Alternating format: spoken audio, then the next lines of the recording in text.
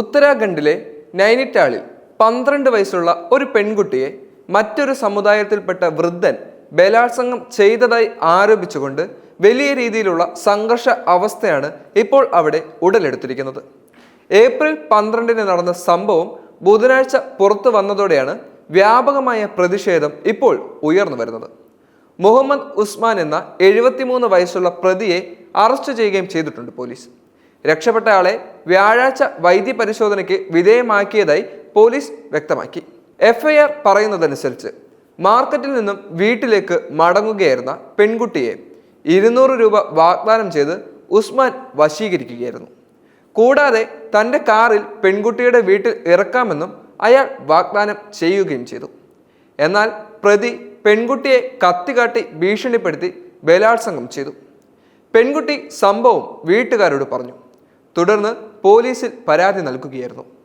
ബുധനാഴ്ച രാത്രി സംഭവം പുറത്തു വന്നതോടെ പ്രതികൾക്കെതിരെ വേഗത്തിലുള്ള നടപടി ആവശ്യപ്പെട്ടുകൊണ്ട് ഹിന്ദു സമൂഹത്തിലെ അംഗങ്ങൾ തെരുവിലിറങ്ങുകയായിരുന്നു. അവിടെ നിന്നും പ്രശ്നങ്ങളുടെ ആരംഭം കുറിക്കുകയും ചെയ്തു. വ്യാഴാഴ്ചയും പ്രതിഷേധം തുടരുകയും ചെയ്തു. ഒരു വലതുപക്ഷ സംഘടനയുടെ പ്രവർത്തകർ പ്രാദേശിക പള്ളിക്ക് നേരെ കല്ലെറിയുകയും മുസ്ലിം സമുദായത്തിലെ ഏതാനും പേരെ മർദ്ദിക്കുകയും ചെയ്തു. കടകൾ നശിപ്പിക്കപ്പെട്ടു. ഒരു വലിയ പ്രതിഷേധക്കാർ പോലീസ് സ്റ്റേഷനിലെത്തി പോലീസുമായി ഏറ്റുമുട്ടിയതിനെ തുടർന്ന് സംഘർഷം വലിയ രൂക്ഷമായി മാറി. പോലീസിന്റെ അനാസ്ഥയും വിഷയത്തിൽ ഉടനടി നടപടിയെടുക്കാത്തതുമാണ് സംഘർഷത്തിന്റെ ഏറ്റവും പ്രധാനപ്പെട്ട കാരണമായി മാറിയത്. പ്രശസ്തമായ ഹിൽ സ്റ്റേഷനിലെ ചില സ്ഥലങ്ങളിൽ സംഘർഷം പൊട്ടിപ്പുറപ്പെട്ടെങ്കിലും പോലീസ് സ്ഥിതിഗതികൾ ശാന്തമാക്കി എന്ന് പറയപ്പെടുന്നു. സംഘർഷാവസ്ഥ കണക്കിലെടുത്തുകൊണ്ട് പ്രദേശത്ത് കനത്ത സുരക്ഷ ഏർപ്പെടുത്തുകയും ചെയ്തു. പ്രതിയായ ഉസ്മാന്റെ വീട് പ്രതിഷേധക്കാർ ആക്രമിക്കുന്നത് തടയുന്നതിന് വേണ്ടി ബാരിക്കേഡുകൾ സ്ഥാപിക്കുകയും ചെയ്തു. സിവിക് ബോഡി നോട്ടീസ് നൽകി കഴിഞ്ഞു. അനധികൃത കയ്യേറ്റം ഒഴിപ്പിക്കാൻ നൈനിറ്റാൾ മുനിസിപ്പൽ കൗൺസിൽ പ്രതിയായ ഉസ്മാന് നോട്ടീസ് നൽകി കഴിഞ്ഞു.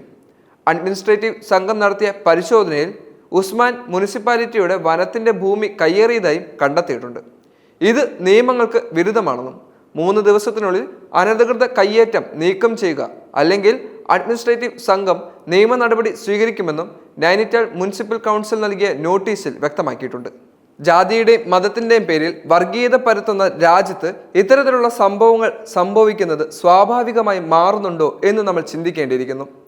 ഒരു മുസ്ലിം സമുദായത്തിൽപ്പെട്ട വൃദ്ധൻ മറ്റു സമുദായത്തിൽപ്പെട്ട ഒരു യുവതിയെയോ അല്ലെങ്കിൽ പ്രായപൂർത്തിയാകാത്ത പെൺകുട്ടിയെ പീഡിപ്പിച്ചതിനെ തുടർന്ന് രാജ്യത്ത് സംഘർഷാവസ്ഥ പൊട്ടിപ്പുറപ്പെടുകയും മുസ്ലിം പള്ളികളെയും മുസ്ലിം സഹോദരങ്ങളെയും തമ്മിലടിക്കുകയും അവരുടെ പള്ളികൾ തകർക്കുകയും ചെയ്യുന്നത് ഒട്ടും ഔചിത്യമുള്ള കാര്യമല്ല. കാരണം തെറ്റു ചെയ്തയാൾ തക്കതായ ശിക്ഷ അനുഭവിക്കേണ്ട ആൾ തന്നെയാണ്. അവരെ കൃത്യമായി നിയമത്തിന് മുന്നിൽ എത്തിക്കുന്നതിന് വേണ്ടിയാണ് നമ്മൾ ഓരോരുത്തരും പരിശ്രമിക്കേണ്ടത്.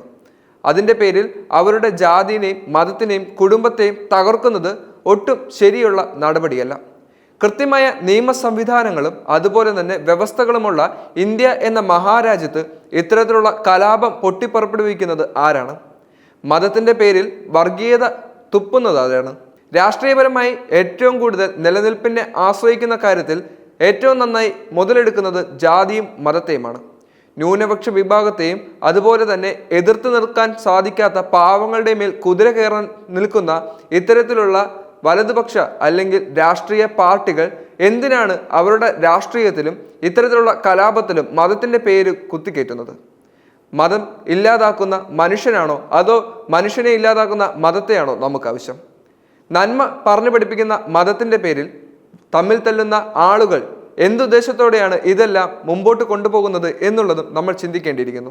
മുസ്ലിം പള്ളികളിൽ കല്ലെറിയുകയും അവിടെ പ്രാർത്ഥിക്കാനെത്തുന്ന സഹോദരങ്ങളെ തമ്മിലടിപ്പിക്കുകയും അവരുടെ രക്തം കാണാൻ ശ്രമിച്ച രാഷ്ട്രീയ തീവ്രവാദികൾ ആരാണ്? യഥാർത്ഥത്തിൽ മതത്തിൻ്റെ പേര് പറഞ്ഞ് അവർ തമ്മിൽ തല്ലിയപ്പോൾ ഇതിൽ രാഷ്ട്രീയ മുതലെടുപ്പ് നടത്തിയ വ്യക്തികൾ ചുറ്റുമുണ്ട്. പീഡനം നടന്നിട്ടുണ്ടെങ്കിൽ അല്ലെങ്കിൽ ആ വ്യക്തി തെറ്റ് ചെയ്തിട്ടുണ്ടെങ്കിൽ അയാൾക്ക് തക്കതായിട്ടുള്ള ശിക്ഷ നേടിക്കൊടുക്കേണ്ടത് ഓരോരുത്തരുടെയും കടമയാണ്. അതിൻ്റെ പേരിൽ മറ്റുള്ള ആളുകളെ ആക്രമിക്കുകയും അവരുടെ കുടുംബത്തെ ഇല്ലാതാക്കുകയും അല്ല ചെയ്യേണ്ടത്. അങ്ങനെ ഒരു നിയമം നമ്മുടെ ഇന്ത്യയിൽ ഇപ്പോൾ നിലനിൽക്കുന്നില്ല. ആ നിയമത്തെയാണ് നിങ്ങളിപ്പോൾ ചോദ്യം ചെയ്തത്.